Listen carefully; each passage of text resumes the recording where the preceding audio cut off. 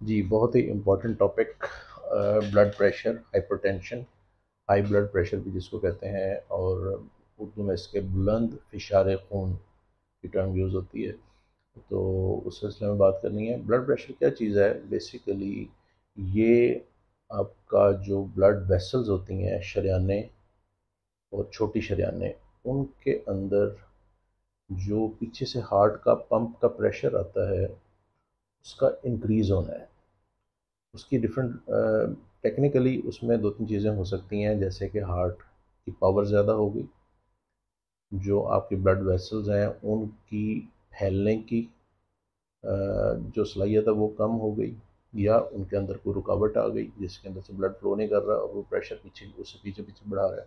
ये उसकी ना तीन चार मैकेनिकल रीजंस हैं। अब आगे आ जाते हैं इनकी टेक्निकल रीजंस की तरफ। ब्लड प्रेशर की कॉजेज़ क्या हैं? ब्लड प्रेशर की हमारे यहाँ जो सबसे बड़ी कॉज है वो स्ट्रेस है।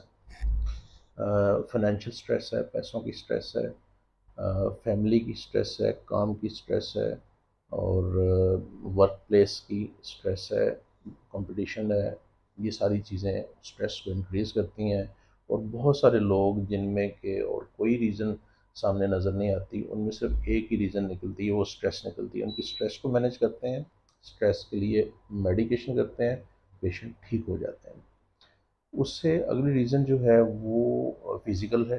ये तो मेंटल होगी। ये इसको नॉन ऑर्गेनिक कॉज कह सकते हैं, यानी कि जो नज़र नहीं आती। अ, कुछ चीज़ें हैं जो नज़र आने वाली हैं, जिनका एसोसिएशन है ब्लड प्रेशर के साथ बहुत ज़्यादा।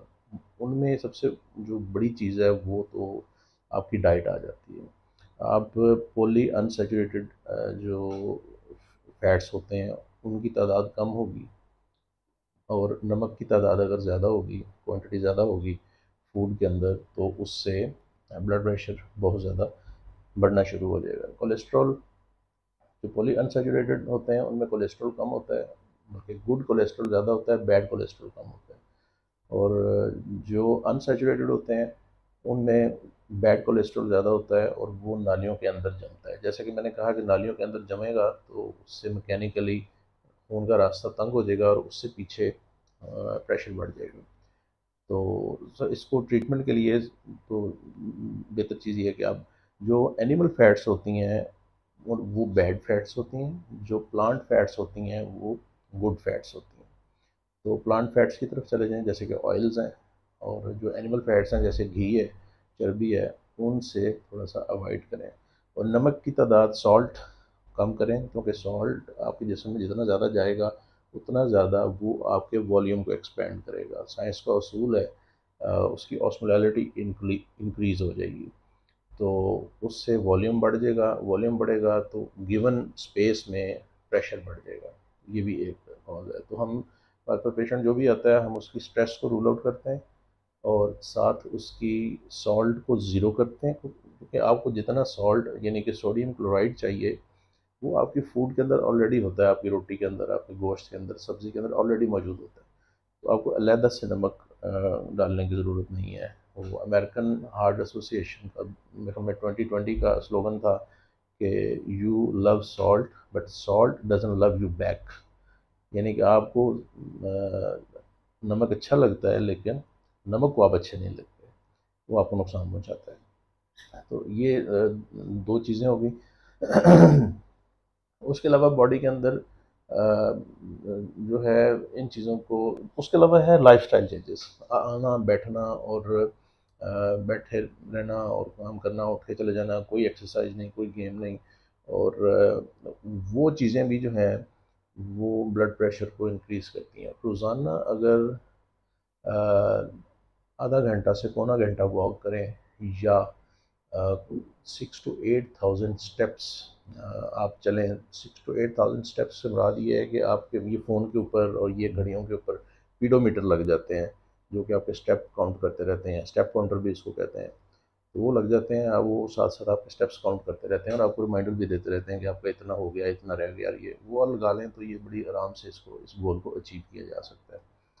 और उसके बाद जो अगली चीज़ है वो ये है कि अपनी डाइट को बेहतर करें, और सॉल्ट को बेहतर करें, उसकी इनटेक को कम करें या ख़त्म करें।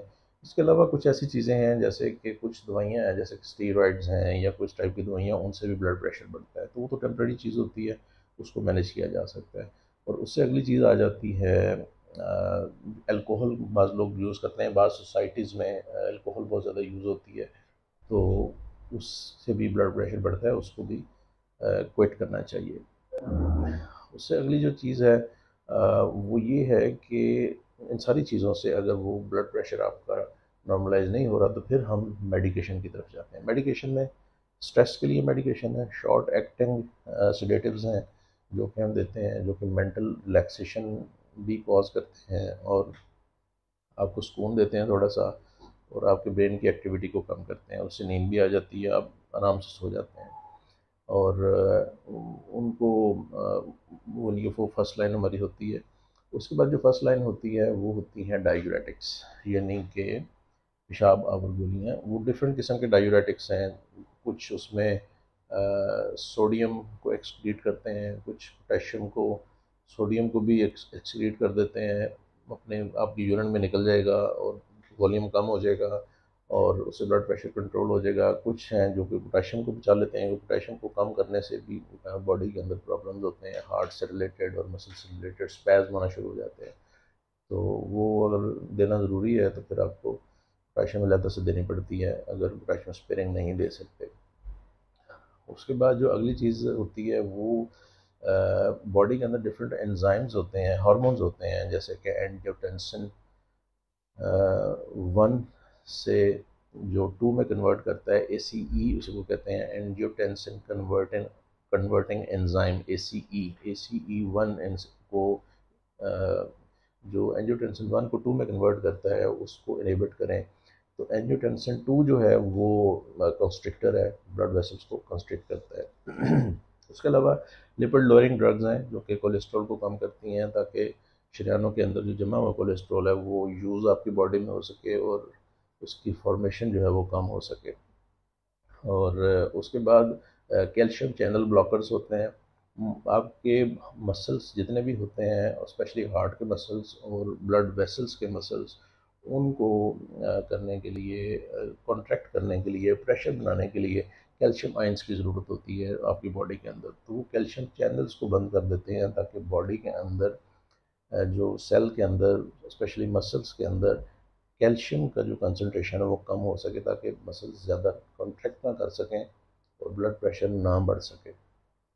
उसके बाद बीटा ब्लॉकर्स हैं जो कि आपकी हार्ट एक ऑटोनोमस तरीके से काम कर रहा होता है, वो ज़ाहिर है कि आप अपने हार्ट रेट को कम या ज़्यादा नहीं कर सकते, वो आपके ब्रेन की तरफ से और आपकी फिजिकल एक्टिविटी की वजह से वो कंट्रोल हो रहा होता है, तो उसमें बीटा रिसेप्टर्स होते हैं, beta adrenergic receptors, sympathetic receptors भी कहते हैं उनको, तो उनको ब्लॉक करता है ताकि हार्ट की कॉन्ट्रैक्टिलिटी, कॉन्ट्रैक्ट करने की एबिलिटी और उसकी रफ्तार को कम किया जाए, ताकि और जो वेसल्स हैं वो भी थोड़ी सी उसमें से रिलैक्स हो जाएंगी। और उसके बाद अल्फ़ा ब्लॉकर्स हैं, अल्फ़ा एगोनिस्ट हैं, और उसके बाद डायरेक्ट एक्टिंग वेज़ोडाइलेटर्स हैं। आपने सुना होगा जी, हार्ट की पेन हो तो मुंह के नीचे एक गोली रख लें ज़ुबान के नीचे, तो उससे वो ब्लड प्रेशर कम हो जाता है, दर्द कम हो जाती है, तो वो यही होती है, वो डायरेक्ट एक्टिंग वेज़ोडाइलेटर्स डायलेटर्स होते हैं जो कि उस मौजूदा जगह पे ब्लड वेसल्स को रिलैक्स कर देते हैं और उससे ब्लड सप्लाई थोड़ी सी बहाल हो जाती है। और ब्लड प्रेशर अगर बहुत ज़्यादा हो रहा हो तो वो ब्लड प्रेशर थोड़ा सा नीचे आ जाता है। ब्लड प्रेशर की कॉम्प्लिकेशंस बहुत ज़्यादा हैं। जो लीडिंग कॉम्प्लिकेशन है वो किडनी डैमेज है, ब्रेन डैमेज है, हार्ट डैमेज है। किडनी डैमेज से आपको रीनल सिस्टम के प्रॉब्लम होंगे, पेशेंट्स को डायलिसिस पे भी जाना पड़ सकता है। हार्ट डैमेज से मायोकार्डियल इन्फेक्शन और कार्डियक फेलियर हो सकता है, हार्ट अटैक जिसको कहते हैं, और हार्ट का फेल हो जाना उसको कह सकते हैं। और जो ब्रेन के हैं वो प्रॉब्लम से आपको स्ट्रोक हो सकता है। और क्योंकि ये हाई ब्लड प्रेशर जो होता है वो एंड ऑर्गन जो होती हैं, छोटी शरेयानें और कैपिलरीज, बारीक शरेयानें, उनको भी डैमेज करता है, उनको डैमेज होने से ये सारी डैमेज होती है, तो फालज हो सकता है ब्लड प्रेशर के मरीज़ों को, वो यानी कि ब्रेन में ब्लीड हो सकता है, ब्रेन हेमरेज जिसको कहते हैं। उसके अलावा ब्लड प्रेशर जिन लोगों को होता है उनमें कॉग्निटिव फंक्शन होता है कि एक आसान उसमें लफ्ज़ में कि आप बारीकी वाला काम, सुई में धागा नहीं डाल सकते, मतलब दो नुक्ते हैं करीब करीब लगे हुए, उनको डिफ्रेंशिएट नहीं कर सकते। तो कोग्निटिव फंक्शन जो है वो बहुत ज़्यादा फॉल करता है, और मसल वीकनेस होती है, और मल्टीपल ऑर्गन्स जो होते हैं जैसे कि लिवर और बाकी जो चीज़ें हैं वो भी इससे डैमेज होते हैं। तो ब्लड प्रेशर को कंट्रोल करने के लिए लाइफस्टाइल चेंज करें, खाना बेहतर करें, और अगर दवाई की ज़रूरत पड़ती है तो दवाई खाएं, क्योंकि ब्लड प्रेशर को कंट्रोल करना बहुत मुश्किल, बहुत बहुत ज़रूरी काम है। अगर किसी भी बंदे का ब्लड प्रेशर किसी भी वक्त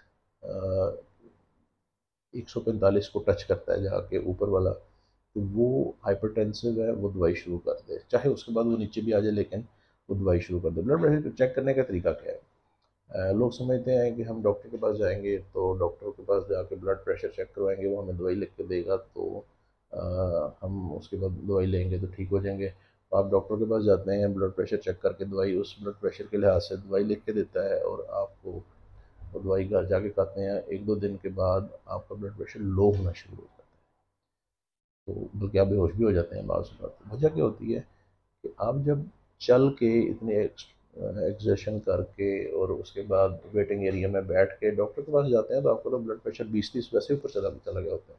इसको वैसे भी ये फिनोमिनन है साइंटिफिक, इसे कहते हैं वाइट कोट हाइपरटेंशन, यानी कि डॉक्टर को देख के ब्लड प्रेशर बढ़ जाना। तो डॉक्टर्स को अपने क्लिनिक में ब्लड प्रेशर चेक नहीं करना चाहिए फॉर रेगुलर प्रेस्क्रिप्शन और मॉनिटरिंग।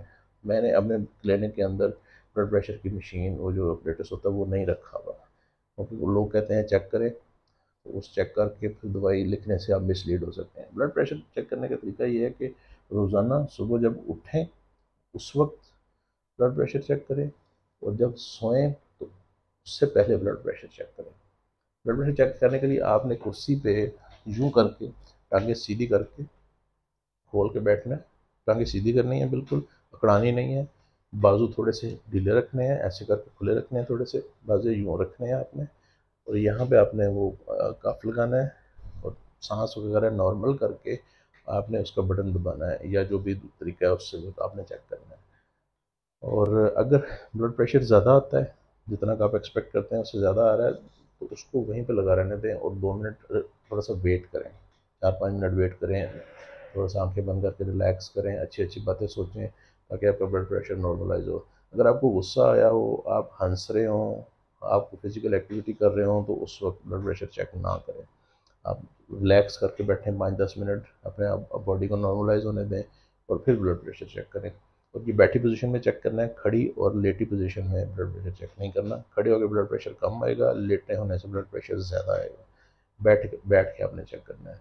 और ब्लड प्रेशर चेक करने के दौरान ना चीखे चलाएं, ना हंसें, ना किसी से बात करें, क्योंकि बात करने से 10-20 या हंसने से चीखने से थोड़ा सा ब्लड प्रेशर ऊपर चला जाता है। तो इस तरह चेक करना है सुबह भी और शाम को भी, और 10 दिन का रिकॉर्ड आपने अपने डॉक्टर को देना है। हम हमेशा अपने पेशेंट से 10 दिन का रिकॉर्ड मांगते हैं, ताकि उसको उसका ट्रेंड देखा जा सके कि क्या उसमें है। फिर हार्ट बीट का रिकॉर्ड साथ होना चाहिए, क्योंकि हार्ट बीट से भी ब्लड प्रेशर इंक्रीज़ होता है। तो हार्ट के रेट को कम करने के लिए दवाइयाँ फिर अलग से देनी पड़ती हैं, क्योंकि वो जो भी उसकी कॉज है उसको आइडेंटिफाई करके तो फिर ब्लड प्रेशर की दवाई प्रेस्क्राइब की जाती है।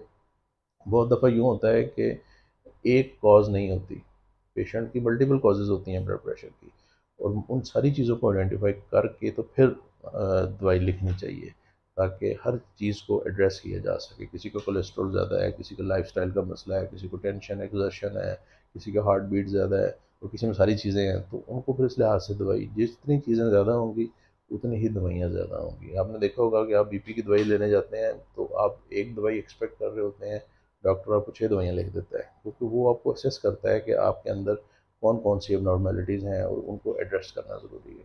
बल्कि बाद दवाइयाँ तो कॉम्बिनेशन में, दो दो तीन तीन के कॉम्बिनेशन में आती हैं।